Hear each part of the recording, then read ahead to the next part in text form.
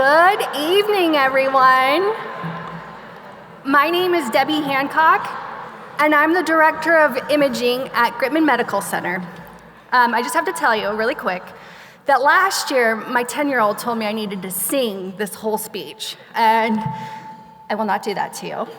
And so then I kind of teased him before last night when I was working on this. I'm like, oh, bud, I'm gonna start singing. And my husband told me, well, it's not wicked, Debbie, so I don't think they want to hear you. And he's definitely right. You guys really don't want to hear me sing. But my family sure thinks that you need to hear me sing, but no. But anyways, sorry, side note. Thank you for joining us for our 23rd annual Gritman Foundation Pink Tea and Pink Cocktail. I am honored to serve as your MC this evening. Our teams at Gritman Medical Center and the Gritman Foundation are deeply grateful for this wonderful and giving community. Your support allows us to provide invaluable services to aid our friends and loved ones right here at home. Thank you so much for being here. We're excited to have you join us today in this beautiful arena to celebrate stories of strength. I mean, this place is really cool. Thank you for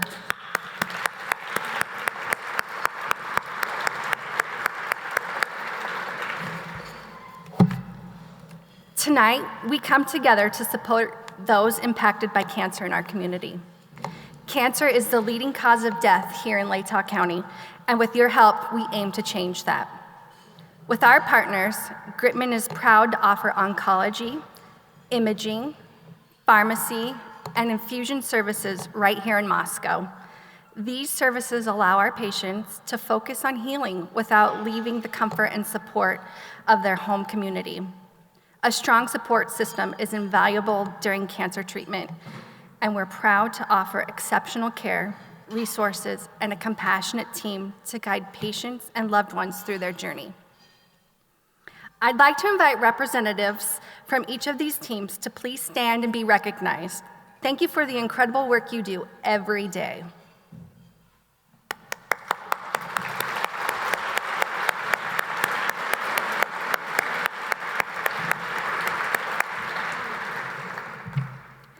We're honored to have cancer survivors and those currently undergoing treatment with us tonight. Please know that you are not alone. You have the unwavering support of your friends, your family, and everyone in this room. Later this evening, we will hear from a friend and a neighbor who recently went through the journey. Our keynote speaker's name is Heather Moon, and she is here to share her story of resilience and survival. I also think I heard she has a quiz for you guys, so make sure you're taking notes and really paying attention. We also plan to share the many ways your generosity impacts those facing cancer in our community. The Pink Tea and Pink Cocktail events began more than 20 years ago with a mission to support breast cancer patients. Since then, this event and our programs have grown into a community-wide effort supporting all cancer diagnoses through improved technology, services, and resources. We are incredibly fortunate to be surrounded by people who care, and we'd like to showcase the community effort we're talking about. In addition to generous sponsors and donors who made this event happen this evening, we want to highlight two groups here tonight who help fund our Gritman Foundation program each year.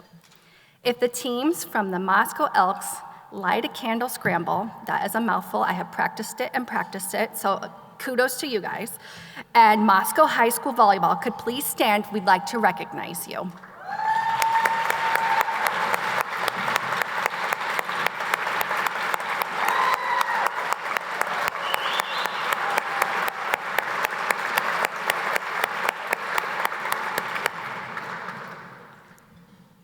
The Gritman Foundation sponsors annual Spike for a Cure volleyball games in Moscow, Troy, Genesee, and Deary, with proceeds supporting the Light a Candle program. Representing those teams tonight are the Moscow Bears volleyball team. Together, the 4 Latah County volleyball teams have raised and will continue to raise several $1,000s during their Spike for a Cure games. Please join me in thanking these young student athletes for their support.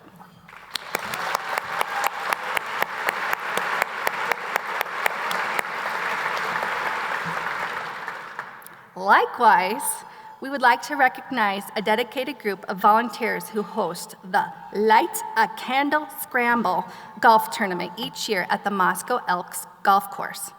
Since 2018, this group has taken it upon themselves to host the tournament, with all the proceeds going back to Light a Candle program. This year's scramble raised $11,665, helping improve, yeah, that is awesome. Truly helping improve the care and resources available to cancer patients right here in our community. We'd also like to recognize and thank our generous sponsors who made this event possible tonight. Our presenting sponsor is Idaho Central Credit Union. Our supporting sponsors are Inland Northwest, Dr. Fairbanks and his team at Valley Radiation in Lewiston, as well as our corporate sponsors. Alturas Analytics, Appearances Marketing and Promotion, the Vista Foundation, Clearwater River Casino and Lodge, D.K. Mullen Architects, Inland Northwest Broadcasting, Johnson Johnson Crabtree Architects PC, KJO Insurance, Moscow Medical, and Palouse Specialty Physicians.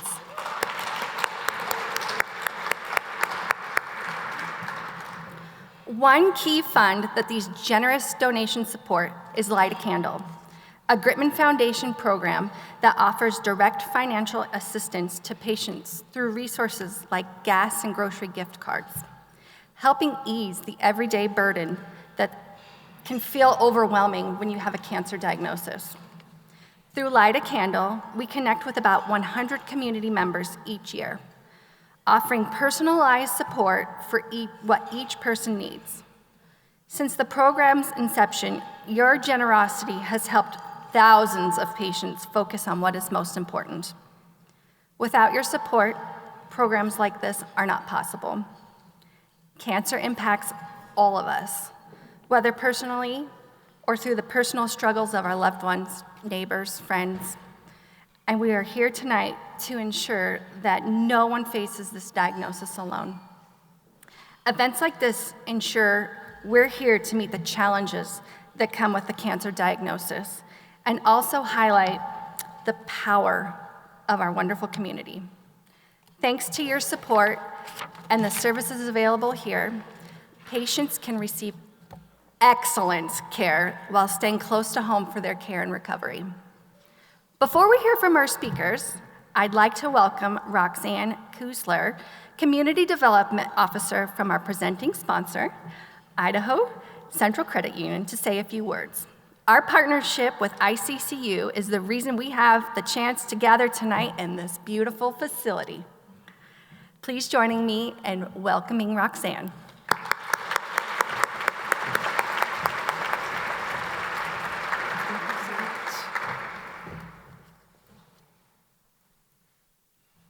Wow, what a great sea of faces. Thank you all for being here tonight. I'm so excited to be here representing ICCU as this presenting sponsor of this pink cocktail and tea event right here in our ICCU arena. I'm proud to be a part of ICCU, the fastest growing credit union in Idaho and one of the top performing credit unions across the country. Funded in 1940 in Idaho, we now serve over 700,000 members. We have 2,100 team members and 62 branches across Idaho, Washington, and yes, even Arizona. What I love about working with ICCU is that it's not just about numbers. It's about people. Our culture is incredible. Teamwork, service, and caring for others is at the heart of everything we do. That's why ICCU has been recognized as the best place to work in Idaho. ICCU is deeply committed to the community. We support philanthropic efforts, education initiatives, sustainability, and health programs, making a real impact across the areas we serve. I also want to take a moment to talk about why we're here tonight. Breast cancer awareness is so important, and early detection truly saves lives. Regular mammograms and health screenings are essential, especially for women over 40, like me. As an ICCU team member, I'm proud that our credit union supports this cause and helps bring attention to the importance of health and wellness in our community. Please join me in thanking Idaho Central Credit Union for sponsoring tonight's Pink Cocktail event and for making such a meaningful difference in the lives of so many. Remember, friends, don't let friends go undiagnosed. I'd now like to welcome, thank you. I'd like to welcome Kara Best, Gritman's president and CEO, to discuss more about services available in our community. So please join me in welcoming Kara.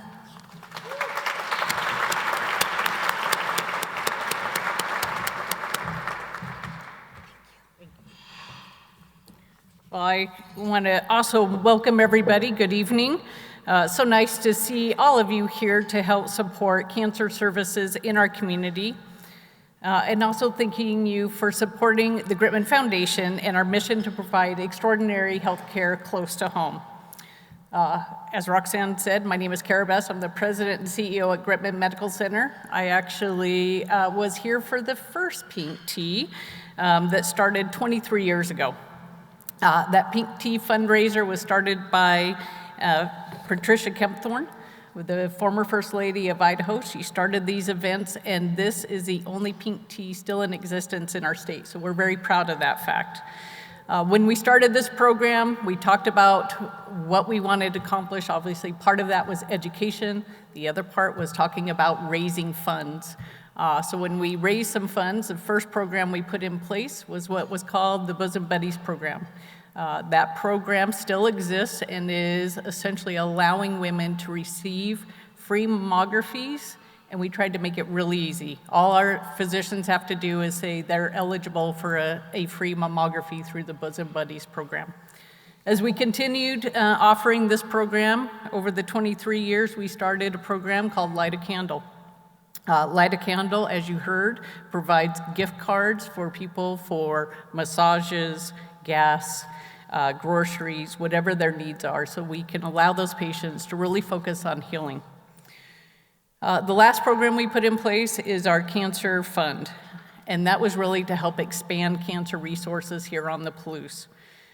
You saw our last sponsor was called Palouse Specialty Physicians. That is actually a joint venture between Gritman Medical Center, Pullman Regional Hospital, and Whitman Hospital and Medical Center, where we had a vision of having cancer resources right here on the Palouse.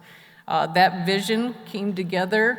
It took 6 years to put that program together, but we started it back in 2017. We're proud to offer oncology services on the Palouse so patients don't have to travel for care. We understand how difficult a cancer diagnosis is, and we wanted to make sure our community was able to not have to travel, where they could focus with their families on healing. We have a great team at the Gritman Infusion and Palouse Oncology, so they recently sat down and wanted to talk about their program, and so we want to share that video with that team with you. So I hope you enjoy the video. Thank you for being here.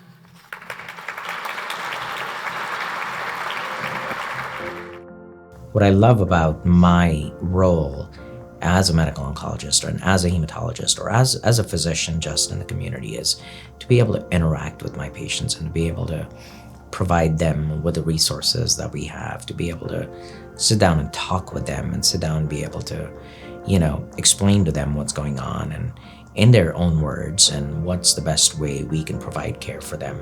We treat patients going through cancer basically from diagnosis to developing a treatment plan, to supporting them through that treatment plan, all the way through follow-up and surveillance. Just act as a support, a reference, a resource to get them whatever they need, and to provide them the care that they need to get them through this time. We have a philosophy of treating our patients like our family. So people that walk through that door are very much like our family, because what we do for our families is we go above and beyond to be able to take care of our patients.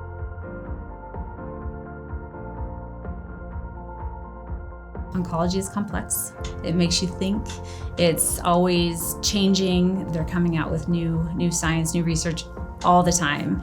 And people are surviving their diagnosis, and just the patients, they're just incredible. When you see our patients from the day they get that diagnosis until the day, we have them ring the bell, it is super emotional. It's huge. That is a scary diagnosis. It's just life altering. And so you really get attached to these patients. We love it when they come in and they tell us about their kids, their grandkids, their dogs. And then we also are there when they're having a really rough day. We're there to encourage them, to try to lift them up, and sometimes even cry with them. Because they're here so frequently, you get that frequent interactions with them and get to know them a little better, and they become really good friends. You'll never find a better group of people than the patients that we have in our oncology clinic. They're strong, they're fighters, they're resilient, they're just the most amazing people. Going through the worst thing in their life, and most of them do it with a smile on their face, and they're just amazing people. We've added so many more people to help. We've added a financial navigator, we've added additional nursing staff, we've added additional mid-level providers, we've added an additional pharmacist. So not only have we had a growth in the number of patients we're able to serve because we have more staff members, we're able to better take care of the patients. Today we had 16 patients. Tomorrow I think we have 17 patients. So we can see a lot more patients in a day, which helps our patients, our oncology patients, with everything that they need. During the period of what they're going through, we will support them through everything. So if there's one thing that they can do is focus on themselves, take care, focus on healing. They've been handed this diagnosis that's kind of devastating, and then at the same time, they need to figure out how to navigate the insurance world and how to pay for it. That's one of my biggest passions, is making sure that the care is not only accessible but affordable, and helping reassure them that we'll figure it out. Not everybody needs the same assistance, and so whether that be grant assistance with co-pay coverage or medication coverage to perhaps even premium coverage. It's all important when we're caring for the patient. It's not only fighting the cancer itself, it's helping ease all these other strains that could potentially inhibit their ability to receive cancer care. Enabling people to get care close to home gives them more time, gives them less time in the car, less time in waiting rooms, less time traveling, more time at home, either with their families or doing the things they love to do. These patients, they spend, an hour waiting for labs and an hour in an appointment, and then up to eight hours for a treatment in the infusion chair. It's a long day. And then if we're gonna add travel times on top of that, that's hard. I've had 2 of my good friends go through treatment here, and I can attest how important it is to have this care close to home. It allowed not only them to have a little bit more time, but the support that they have from their friends and family to be accessible to them as well. No one wants to ride home from Spokane in the car when they're not feeling well. When you're done, you just want to be home, and you're uncomfortable, and it's invaluable to be able to just be home. It's a lot. It's a lot on the patients. And if you can get it closer to home, it gives you a little bit more autonomy. It gives you a little bit more time with your family, and not having to spend so much time traveling for things that you could do in your own community.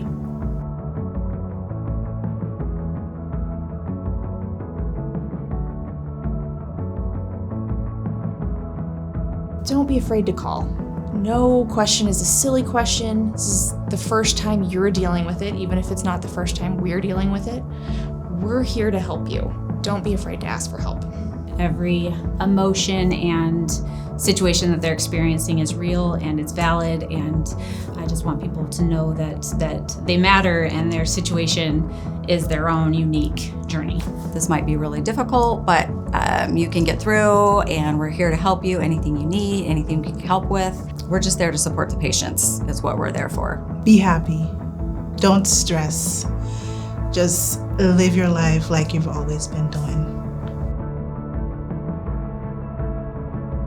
So the money that's raised from the pink tea and pink cocktail goes to the foundation at Gritman, and we utilize the foundation quite frequently to help the patients get assistance to either get a gas card to get travel here. Sometimes it's to help pay a power bill or food or groceries, and those are the things that are hard when these types of patients get this diagnosis because they can't work full time, and it's huge. They're looking at paying some big bills, but also a loss of income. And so the assistance that comes from the foundation is invaluable to some of our patients. We've really seen the program grow, which just solidifies the fact that this program needs to be here and needs to be a part of this community. You know, when people have to go through this disease and have to erode their savings just to dip into their savings or retirement to be able to provide for care, every little bit helps. And so whatever we collect and how much ever we do here impacts our patients. We're able to provide for services, we're able to provide for grants, we're able to provide for, you know, little things that patients can wail off when they're going through their treatment options. Every dollar is important. It doesn't matter who donates, how we donate, it's the impact that it has on the community.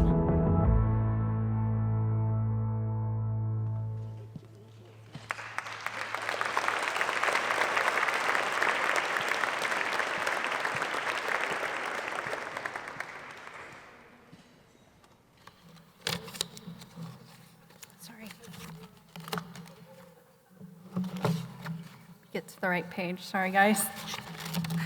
All right. Thank you, Dr. Raj, Molly, and the teams at the Gritman Infusion and Palouse Oncology for sharing your message. We are grateful for what you and your team do every day to support our patients and their families.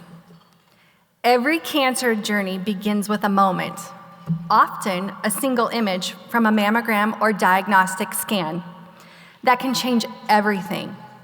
At Gritman, that pivotal first step is in the hands of our expert radiology team, led by Dr. Kristen Reisenauer, whose precision and insight help illuminate the path forward for each patient's care. She is here today to share some important information on breast cancer screenings and guidelines.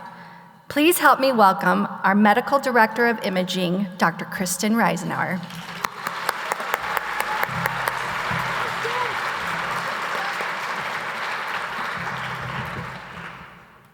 Hello, everyone. As Deb said, my name is Dr. Kristen Reisenauer, and I'm Medical Director of Imaging at Gritman Medical Center. And for those of you who have been here 1, 2, even a dozen pink teas before I see you, you may know that I usually like to give about a 5 to 10% education presentation during this program. And that's because a lot of things can change in a year, whether it's a new piece of equipment, a new therapy, a new guideline here or there. And while that change is exciting, sometimes it can cause some confusion. And one of the sites of confusion that I've seen recently is breast cancer screening guidelines. And so I'm hoping that today I can add a little bit of clarity to that. Oh, there I am. And that's me. All right. So we're going to talk about understanding breast cancer screening guidelines today. And that sounds a little boring, but hopefully by the end you'll say, oh, that makes a whole lot of sense. So why do we screen? Well, we screen because mammography is still the gold standard for detection of breast cancer, for detecting cancer at its earliest stage when it's most curable. And the earlier you detect cancer, the better treatment options we have and the better survivability. Guidelines are updated based upon the latest research that kind of balance the benefits of screening and avoiding some of the pitfalls, meaning unnecessary screening or additional tests, or potentially additional biopsies that are necessary. And so we're very proud to be part of the Women's Imaging Center. And when we talk about who sets the guidelines, that's where we really need to start. So there's 4 main groups that set the guidelines for breast cancer screening. And those are the American College of Radiology, which I'm a member, and we focus on the methodology of detection of breast cancer at its earliest stages so that we enable the best possible treatment procedures as well as the best possible outcomes. And then there's the American College of Obstetrics and Gynecology. They have a more holistic approach to women's health. There's the United States Preventative Services Task Force, which basically is tasked with balancing the medical data with the macroeconomics to make sure that we're using the healthcare resources optimally. And then finally, the American Cancer Society, which is interested in raising cancer awareness as well as prevention. So those 4 groups together set the guidelines for breast cancer screening. And they're really designed to answer 4 questions, which is, when do we start screening? How often do we screen? What tests do we do? And when do we stop screening? And you can imagine when you get 4 voices in a room, they don't always agree. And that's why there's some confusion as far as what's the best screening guidelines available, or what's best for me. And so if you take a patient with an average risk for breast cancer, which is me and most of the patients or people here in this room, you can see there's some differences here, and it can be a little confusing. The USPS Task Force recommends every other year screening, beginning at the age of 40, continuing until 74, and then stopping. Whereas the American Cancer Society recommends you begin a little later at the age of 45, have a mammogram every year for 10 years until the age of 54, and then every other year thereafter while you're still in good health. And how they define that is if your life expectancy is 10 years or more. Now, the American College of Radiology and the American College of Obstetrics and Gynecology got together and they said, we don't like either of those. They leave some gaps that we want to change. And so what we recommend is that you begin screening at the age of 40, so your baseline mammogram should be at the age of 40, and then every year thereafter, annual mammographic screening. I always tell women, or schedule your mammogram on your birthday. Make it a birthday present for yourself, because that's really what you should think that it is. You should continue screening annually until your provider tells you to stop, every year after 40. And really for average risk women, this is all you need. All you need is the screening mammogram once a year. It's 2 projections of each breast, and now with 3D mammography, we create a 3D model that helps us diagnose breast cancer at its earliest possible stage.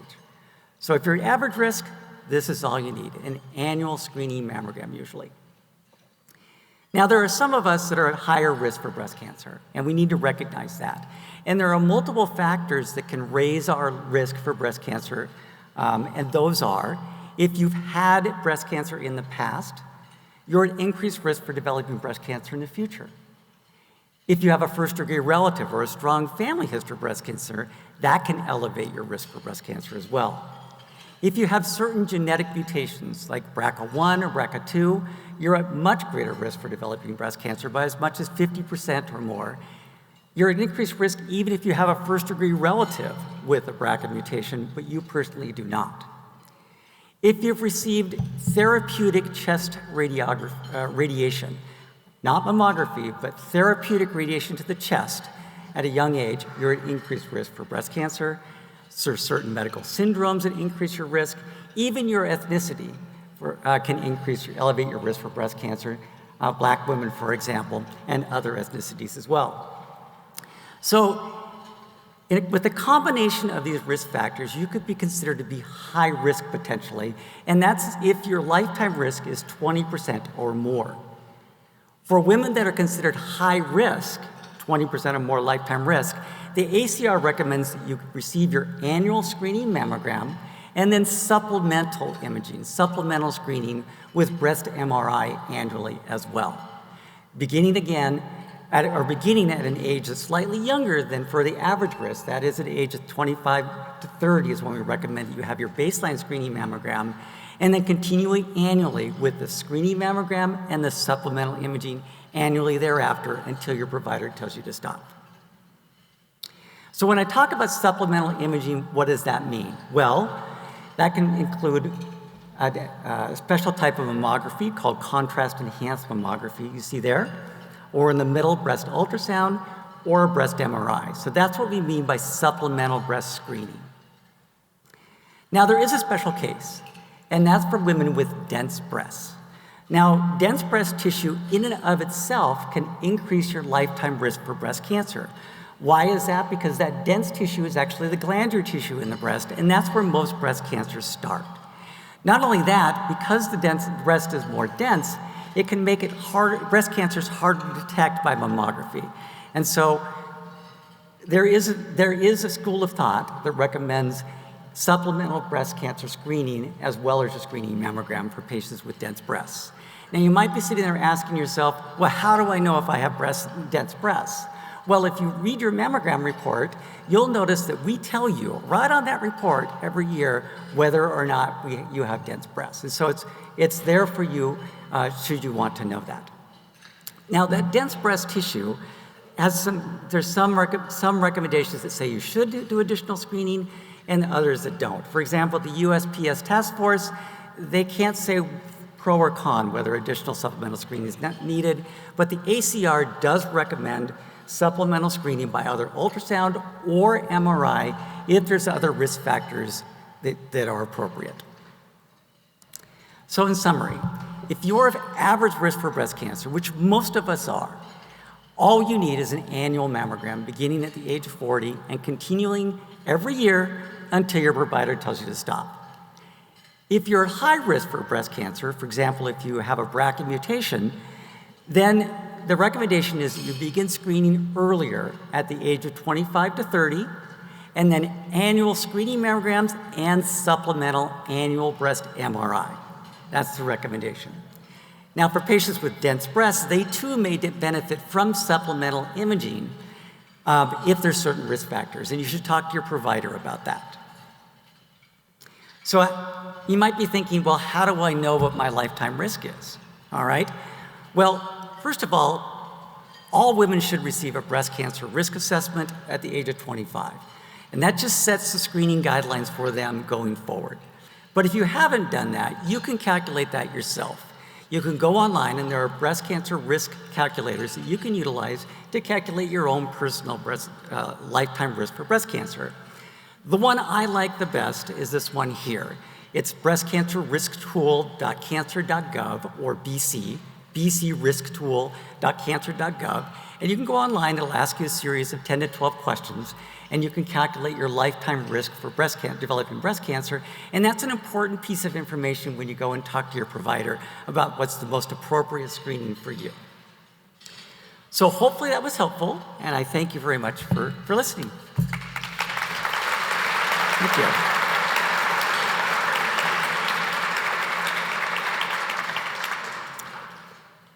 Now, before we move on to tonight's keynote speaker, I wanted to recognize one person who's the reason we gather for this event each year, Patricia Kempthorne. As First Lady of Idaho in 2002, she organized 7 Pink Tea events across the state to raise awareness of breast cancer with the goal of increasing rates of mammogram and other preventative cancer screenings. There were about 35 people at that first event here in Moscow. I think we've probably grown just a little bit. Patricia's efforts helped us build a community of cancer support services throughout our state to meet an ever-growing demand. Her determination on this issue is among the reasons we have the Patricia Kempthorne Women's Imaging Center here at Gritman today. 23 years since that first Pink Tea, this event continues to thrive because of her vision. We received a call this morning from Patricia extending her best wishes to everyone here tonight. She can't be here today because she's returned from Houston, where Dirk is receiving treatment.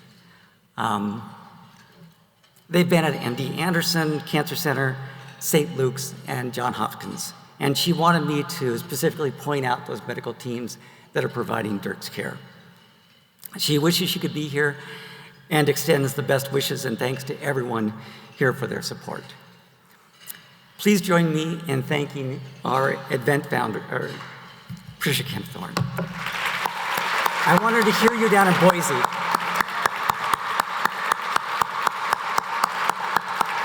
Thank you.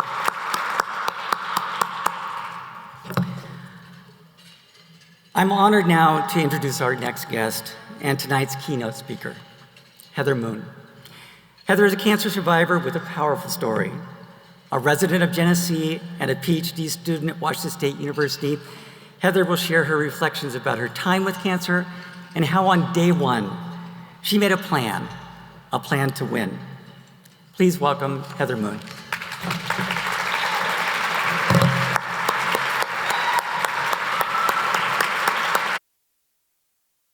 Thank you.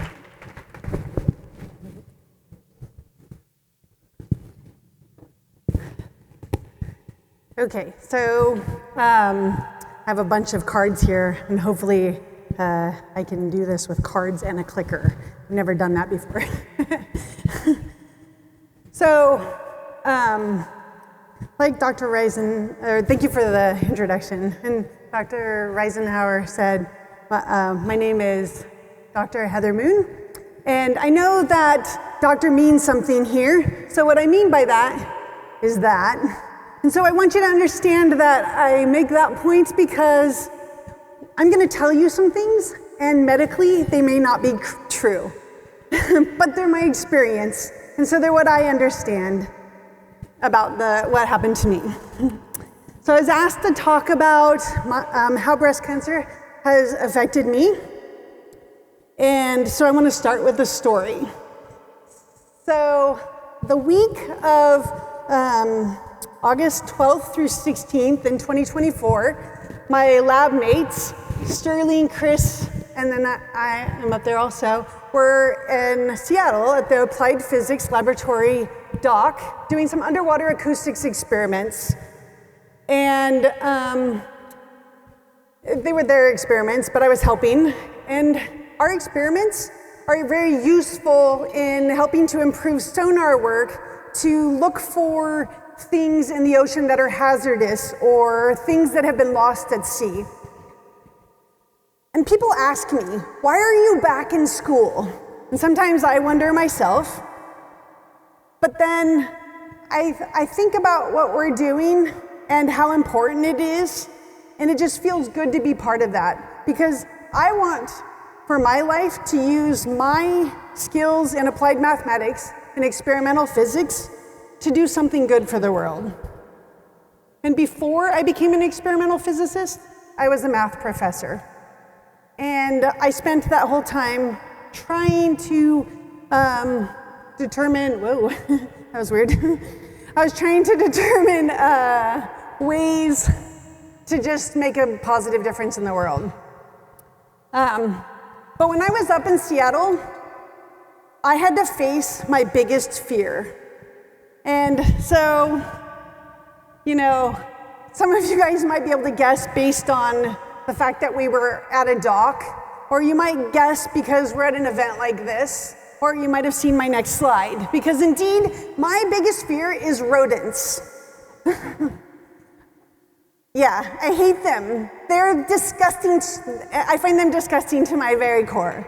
And so this is how I remember that story. So, on August 15th last year, Tom and I were retiring for the night. I had spent all day at the dock, and I had just finished my Japanese lesson on Duolingo, and I set down my phone, and I rolled over to the left, like I do every night, to cuddle up with Tom. And there was something in the bed. And I got up really quick and I said, "There's a rat in the bed." And by rat, I probably meant small mouse, but to me, there's no difference, right? And so I said, "You have to get rid of it." And so Tom searched the bed. He looked under the covers and looked under the pillows, and he couldn't find anything. And so he said, "There's nothing here." And so I was satisfied, and we laid back down. And then it was there again when I rolled over to cuddle with Tom. So I jumped up and I said, "It's there again." And Tom said, I'm pretty sure that if it were there before, it would be long gone by now. But he checked for me anyway. And I can't tell you how terrible it was. It felt so terrible. This thing was living in the hotel room with us. And that's just so disgusting for an entire week. But he found nothing. There were no offensive creatures in our bed. And so we just decided I probably rolled over onto a large wrinkle in the bed, and I do overreact about rodents, they say. And so I laid back down, and I rolled back over, and it was there again. And I reached up this time, and I found out that it wasn't a rodent, it was me. I had a large mass in my left breast. And I sat up, and I told Tom, and Tom checked it out, and he agreed there was a large mass. And we sat there and we looked at each other, wondering, what are we gonna do?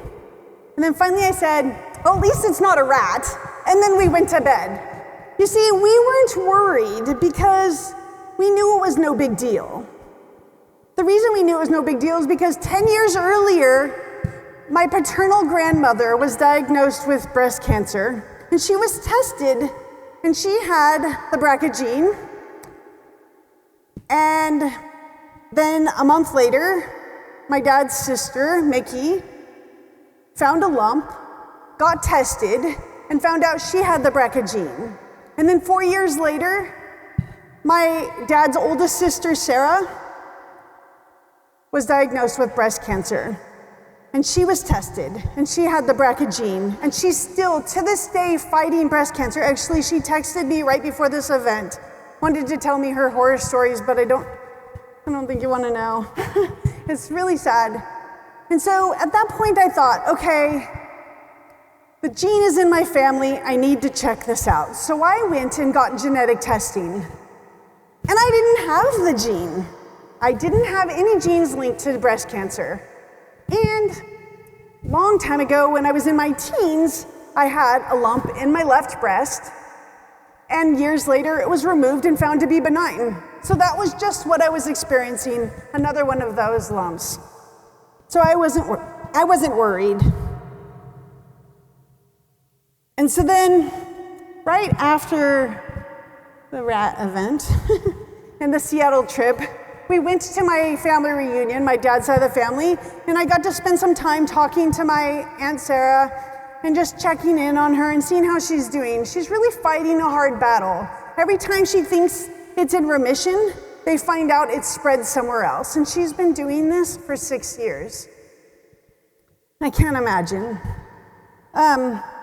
Also, while I was at the family reunion, I had a long conversation with my dad's youngest sister. And she told me that she's still dealing with the remnants of treatment from breast cancer. And I had no idea that she had breast cancer. And she said that she feels good that it was caught early. And that, the treatment made her really, really sick. But she thinks that because she didn't have the BRCA gene, she didn't have to have it as bad as Aunt Sarah. And that's when I started to wonder, what is my situation really? So my Aunt Ellen was a year free of breast cancer at that time. The other thing that didn't really worry me is they're all in their 70s. They were all in their 70s when this happened. And believe me, I'm nowhere near that. But when I got back home, I contacted my primary care provider at Cougar Health. Heather Worthington said, come in immediately. So I went in to see her, and she felt the mass, and she said that she was very concerned. I told her, well, don't worry, I don't have any genes linked to breast cancer, and I've had lumps before, they were benign. And she said, this one's different, let's get you referred. So she gave me a referral to get a diagnostic mammogram and an ultrasound.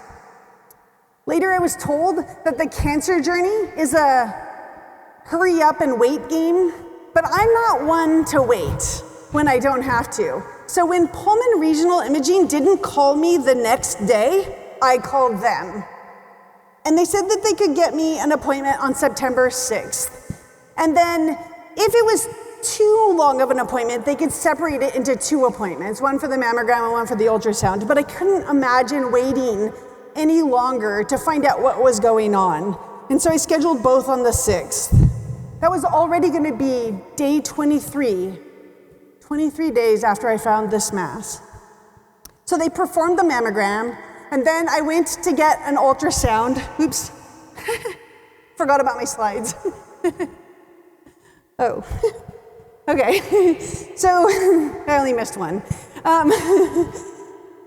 So they performed the mammogram, and then I went to the ultrasound room right after that, and Tom got to join me at that point. And I remember very clearly there was this young lady who was an intern learning how to become a radiation technician. I was a little bit worried about her because I was worried about what was going to be shown here. And so she and I chatted briefly about her future and my future while I was in school again. Everybody always has to ask that question. And then I watched on the screen as the radiation tech started measuring things. And she measured the size of the mass, and it was 5 centimeters long. She then started looking into my armpit, left axilla, right? Yeah, we had that conversation, okay?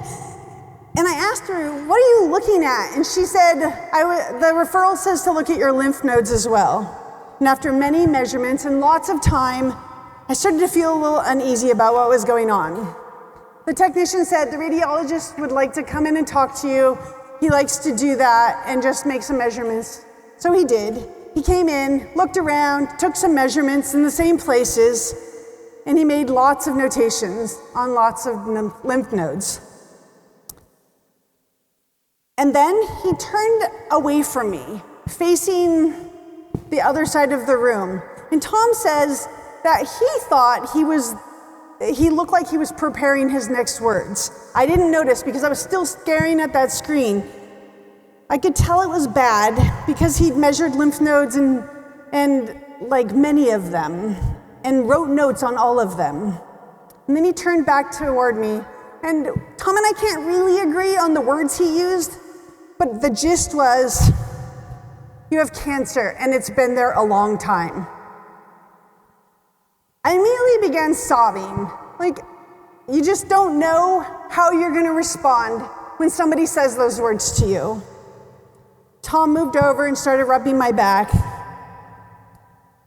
And the doctor gave me a minute to recover. And then he said, I'm so sorry for being blunt, and I said, I'm a scientist. I can handle this. Tell me everything. And he said, you're going to need to get a biopsy early next week. And again, Tom and I don't agree on who said this, but one of us said, can we schedule it today? And they looked at the schedule and they said, we're pretty full. And we said, can you please fit us in? And they said, they'll need some time. They'll call us in about an hour and let us know. And so Tom and I left. And about 10 minutes after we left, we had an appointment for the slot right after lunch. So we held each other for a little while. It's hard to get that news. And then we began to talk about what to do. And in that hour, we decided we would fight this thing and we would win. We promised each other a long time ago that we would spend 62 years together as best friends. And I wasn't going to be the one to break that promise. So we went back to the hospital and I got the biopsy. I contacted Heather to tell her what the doctor said, and she put in a referral for Cancer Care in Northwest. There we go. And I asked what more I could do before the appointment, and she said, you should, once we get the biopsy report back, you could do a PET and an MRI. And so that was going to be our plan. And so that afternoon, I FaceTimed with my very, very dear friend, Patricia, who is a doctor. And she's the person I call when I need information quickly, because she can parse it for me. And I told her what the doctor said, and she and I cried. And then she asked, do you want me to be your doctor or do you want me to be your friend? And I said, both. I need both. And she gathered herself up, asked me lots of questions, and then cried at each. How big is it? More than 5 centimeters in length, lots of tears. Do you know if it has spread? Yes, I have some enlarged lymph nodes. We cried. She asked, how long has it been there? I don't know, the doctor says a long time. She asked, what can I tell you to make this, to help you right now? And I said, I need to know the worst case scenario. I need to know what I can do to beat this. She asked, how's Tom? I said, he's close. He's scared like me, but he's being strong for me, I think. And she said, he probably doesn't know how to help. I agreed. She asked, have you been tested for BRCA? Yes, but I don't have any genes linked to breast cancer. She was silent. And then I said, isn't this the stupidest thing ever? Why is this happening? I have way too much to do in my life. And she said, yes, this is stupid, and we cried. Patricia then began telling me what she had just found. So the whole time she was looking things up for me. The worst case scenario, I had 5 to 10 years to live. We had hope though, if the cancer was just right. It needed hormone receptors. HERS2 receptors might be okay. Again, she's not an oncologist, so she's just reading these things to me. And we decided at that moment, it must have the hormone receptors because it didn't make sense otherwise. 3 days later, I received a partial biopsy report. It said malignancy found.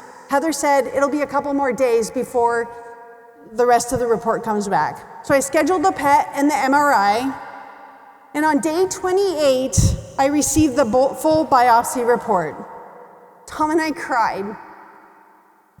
My cancer had estrogen and progesterone receptors. It was treatable. I called Cancer Care Northwest.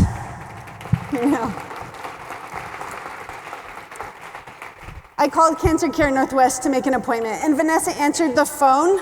She told me that she and I are going to be breasties. I'm still a little uncomfortable at that point, but I understand it now.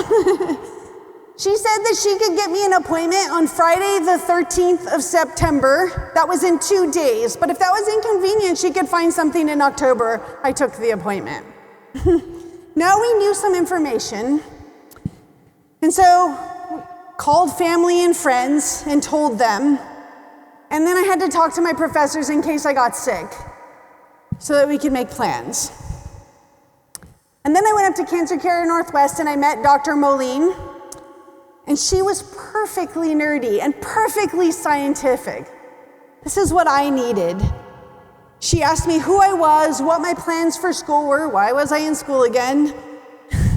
And then she told me my options. She talked about the receptors. She talked about plans and setting up a team. She drew pictures for me and then said after a plan is made, she'll get involved again. Oops, and there's her slide. I'm not very good at this. Okay, and then Tom and I got away. We went to Winchester State Park to enjoy some outdoor time in our VW bus and to just forget what was about to happen. But after we returned, I called Palouse Oncology to get an appointment. I had a PET and an MRI. No further malignancy was found. I had an echocardiogram to make sure my heart was strong enough to do what I was about to do. And then I met Dr. Raj on day 47. He was also perfectly nerdy. Oh my gosh, I was the luckiest patient ever. He asked me about me, why was I in school again? He asked me what I understood, and then he told me some options that I had, the same options that I learned from Dr. Moline. Now we needed a plan, and our plan was to do chemo, surgery, and then radiation. Then I met with Amy, the pharmacist at Palouse Oncologist. She told us all about all the things that we could possibly experience. She told us how to be careful. And then I met with Heather Gabbert, who is a nutritionist, who had all the most amazing ideas to keep me healthy and strong through this whole thing, even though I have a bunch of food allergies. And I just felt like there were so many resources available. Oh, crap. And that's exactly what cancer is like, dropping your cards. Oh, hey, I dropped it right onto the right one. I knew that was going to happen. Okay. Regroup. Okay, where are we?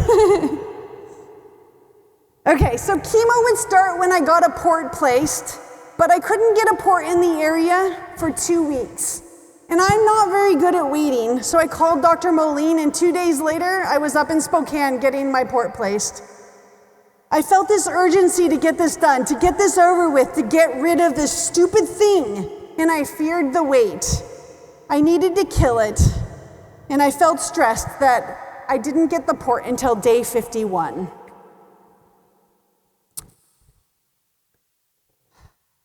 I started chemo. Oh wait, before I started chemo, I cut my hair. It was right there. Okay, so I shaved my head. Actually, Tom shaved my head because my Aunt Sarah told me that her hair fell out in clumps, and I didn't know that I was strong enough to handle that. I didn't feel like I was going to be. And so I shaved it. Don't I look pretty badass? I mean, I look like G.I. Jane there. So then I started chemo after that. October 9th, day 56. It was a 5 months long journey, and my job was to eat from the rainbow. I felt like a unicorn. I spent every other Wednesday in the infusion suite at Palouse Oncology getting 2 terrible drugs. One they called the Red Devil. The other had a name just as bad. I had to try to avoid sick people and wear masks in public when that had already gone out of style. My advisor told my office mate he had to move out. All of a sudden, I was alone. Outside of my home with Tom and Tristan, my only social interactions were with the infusion nurses and Dr. Raj. I have to tell you, that video, they say that their patients are the best people in the world. They are the best people in the world. I almost cried when I did this.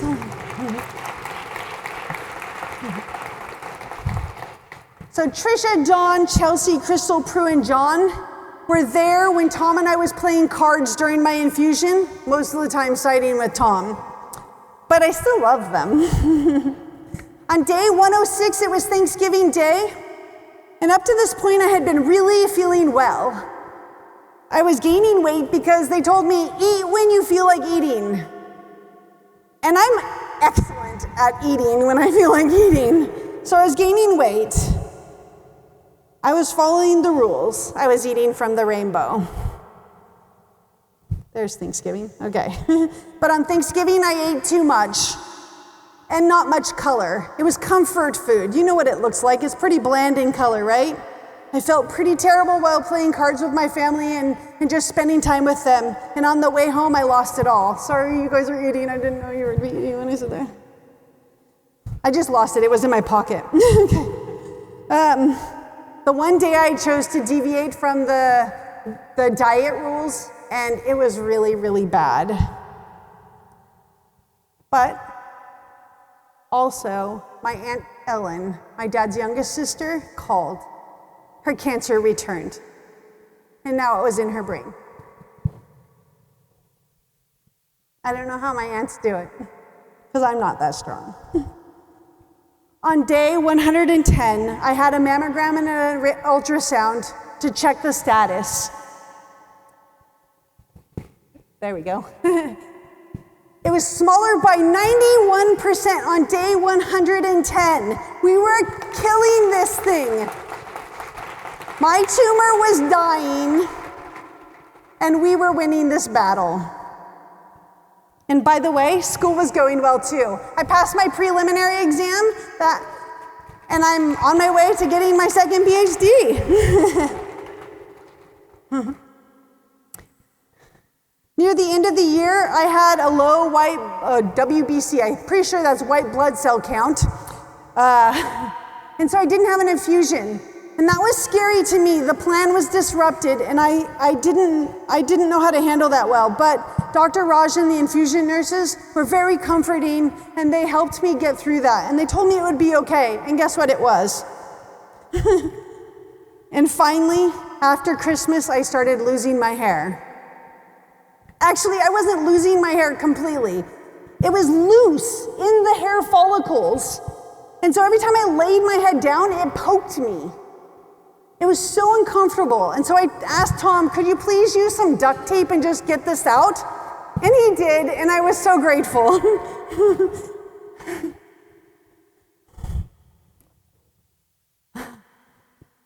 On the first infusion of the year, my insurance company said I was no longer covered. Somebody at school forgot to do the paperwork. I was so scared and desperate. I was terrified of missing appointments that weren't planned. And the staff at Palouse Oncology found a quiet room for me to make some phone calls and get this all straightened out so I could stay on the course. And then the next week, I planned, there's the insurance problems, a trip to Seattle. I had a conference to give a talk at, so I went up there and I presented some of my math work. And I met a friend named Darren who has cancer. He has brain cancer, and he's in a holding pattern. And from that day, when he knew that I had cancer, he chose to offer me support through the rest of this year. And we're still in contact about that. And that's something that's really important. I never knew I needed that kind of support through this. I had a lot of support, but I needed the support of people that knew what I was doing. And that was invaluable. And the weird thing is, 1 week into my second round of chemo, my hair started growing back. I was looking forward to the change though. They said it might change colors, it might be curly, it might be soft. And I was hoping for red and curly and wild like Merida from Brave. And it's trying to get there still. Near the end of chemo, my conversations were kind of weird. That's why I have cards. I would insert words like run when I meant water. I forgot words that I used all the time. I do backscattering experiments, and I couldn't remember the word backscatter. Chemo brain is real. On day 203, I had my last chemotherapy infusion. And the following Wednesday, I cried. I was so overwhelmingly sad that I wasn't going to the infusion suite anymore.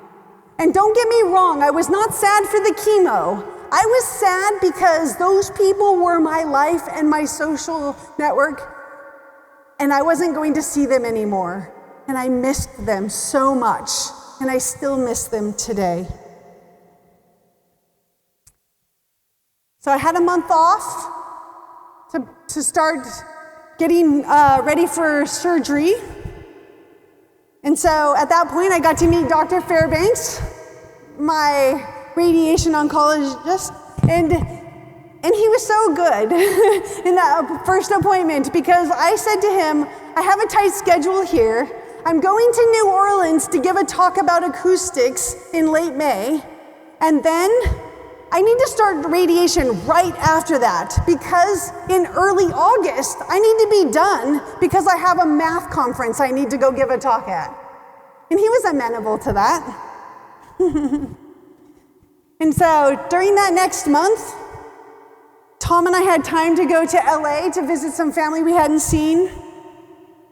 I had 3 pre-op appointments, and Tristan became my personal trainer, preparing me through strength training to just make sure that I was strong enough after the recovery period.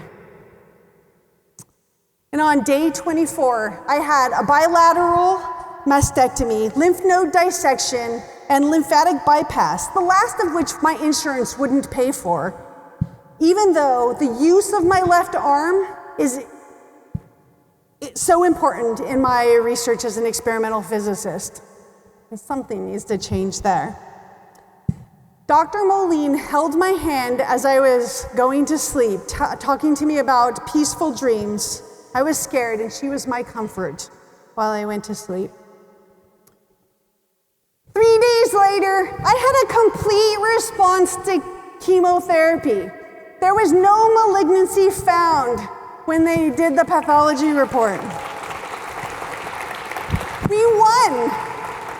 It felt so amazing, but we won.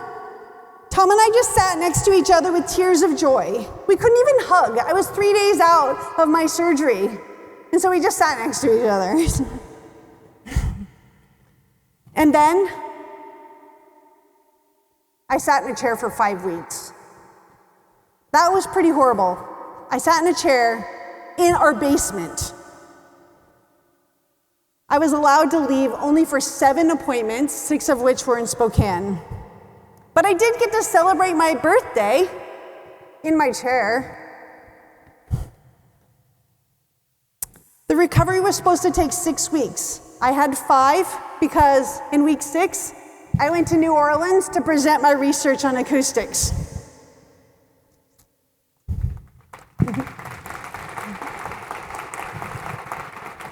Day 316 was supposed to be my first day in radiation, kinda. I was so scared of radiation. I mean, I sunburned really, really bad, and I had no idea what would happen. That's the thing, every single step of this process has been scary. We're killing tissue. I didn't know how dangerous it would be for me, if I would get sick, if I would feel pain.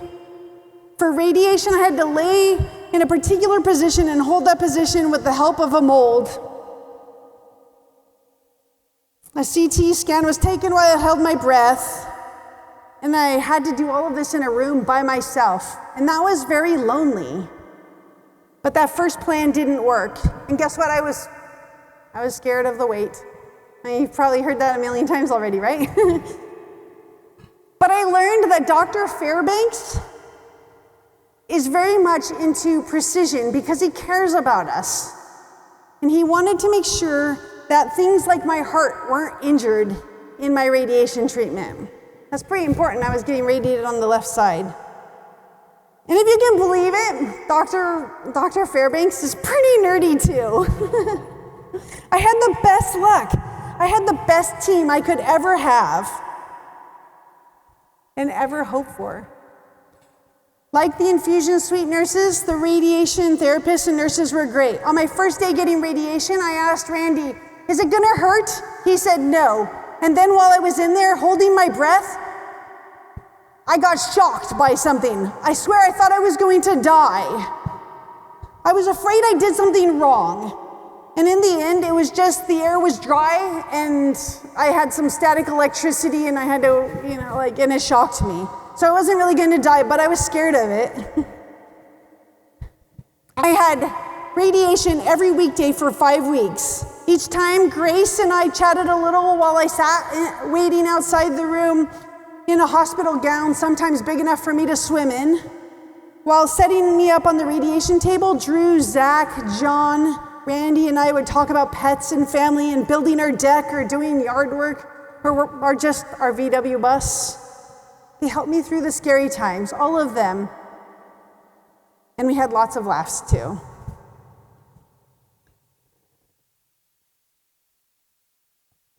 After radiation, I went to Sacramento and gave a talk at Math Fest. And it was a 10-year reunion.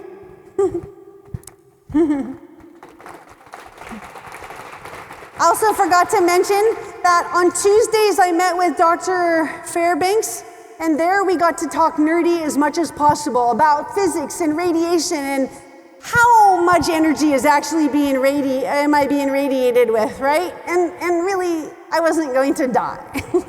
But I didn't know that until we had those meetings. After all my treatment was done, I was able to go back to a dentist and kind of fix anything that had gone wrong in that year. And I met Dr. Larson in Pullman, and he was the perfect dentist for me because he knew exactly what I needed because his life has been affected by breast cancer. He's close to somebody who has also gone through the treatment.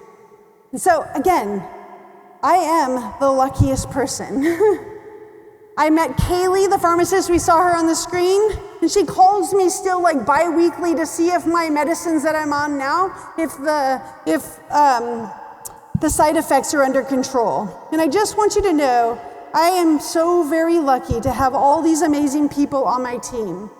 The thing is, you can't really describe these people because it was like you walk in there and they instantly care about you. They instantly love you. And I know they still love me.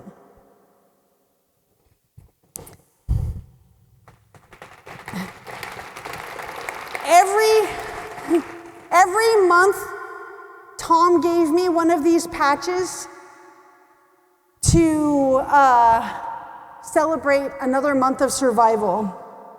And I looked forward to each one. So that's what those are. And so now I've had cancer. And because I've had cancer, I have to worry about all of these things all the time now. They're always in my head. And yet, I want to know, how do I make this all worth it? And while I was getting radiation, I learned about these people behind the scenes. Doug and Brad are medical physicists. And they use physics, which is important to me. They use physics to help people survive. They have the coolest job in the world, and that's my next step. Oops. That's my next step. I graduate in May with my second PhD in physics this time, and I'm going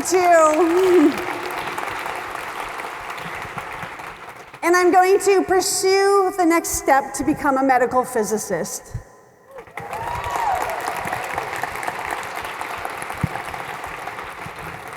And today is day 427. And here's what I believe helped me. First of all, I've told you about my team, but I could tell you for years and years and years about how wonderful they were. I had the perfect team for me. Everybody was knowledgeable, everybody was caring, and all of my doctors, when I say perfectly nerdy, I mean they were on top of the latest research in my care. That meant a lot to me. My care changed because research came through and told them it's time to change things. That's so important to me. I'm a scientist, and my doctors were scientists too. And I appreciate that. I followed Heather's nutritional guidance. I ate from the rainbow, and I think that kept me strong. I leaned on people like Tristan and Tom and my friend Patricia, and my aunts, my two aunts. They helped me through this. How do they do that? I don't know. People say I'm strong, but I'm not strong. Everybody was strong for me. That's what I believe. I tried to be positive. I made a little book of positive things. And then I did things I love, like art. Like art. I made my own headscarves. I think I have another one. Ooh. I didn't do magic. But see, there's my VW bus. And most importantly, I think for me, it was important that on the day I learned I had cancer, we decided we were gonna beat this stupid thing. And we did.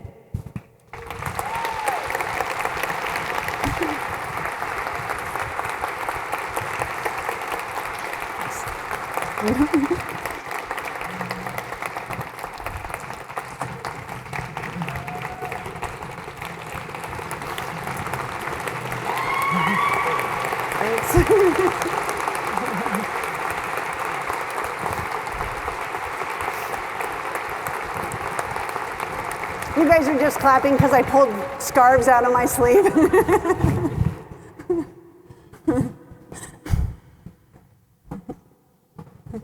Thanks. was a total mess on those slides because that's what cancer was like. A total mess.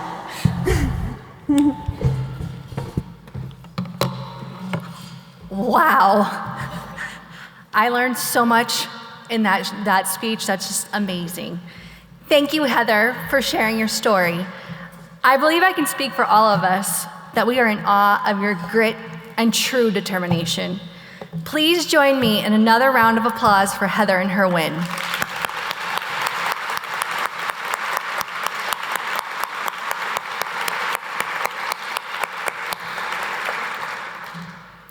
Heather was fortunate to be surrounded by an extraordinary team throughout her cancer journey, including dedicated professionals who stood by her every step of the way.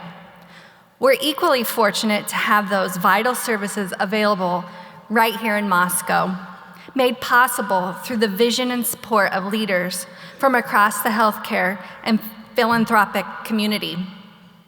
Patients like Heather benefit from Gritman Foundation programs every day. Programs like Light a Candle, Bosom Buddies, and the Gritman Foundation Strategic Priorities Fund all provide patient-centered support that ensures more of our friends and loved ones can get the care they need right here in our community. We hope to see these services continue to grow in large part of your support. The Gritman Foundation and its programs would not exist without your generosity. Now is the time when we ask for your help. On your table is a donation card. Please consider filling out that card and making a contribution so more people can get the cancer care services they need right here on the Palouse. Your support benefits our friends and neighbors, and every dollar makes a difference in a patient's ability to heal. Our ushers will begin making their way around the room shortly to collect the envelopes. Thank you all for being here and for standing with those whose lives have been forever changed by cancer. Your compassion and support mean more than words could ever express, and they truly make a difference in the lives of every person touched by this disease. Well, this concludes our program, but tonight's not over. Sorry, my 13-year-old voice is coming out. The bar is open, and we have this wonderful arena to ourselves all night long. Well, not really, but just for the evening. Please stick around and enjoy the company of the people in this room. We look forward to seeing you guys soon. Thank you.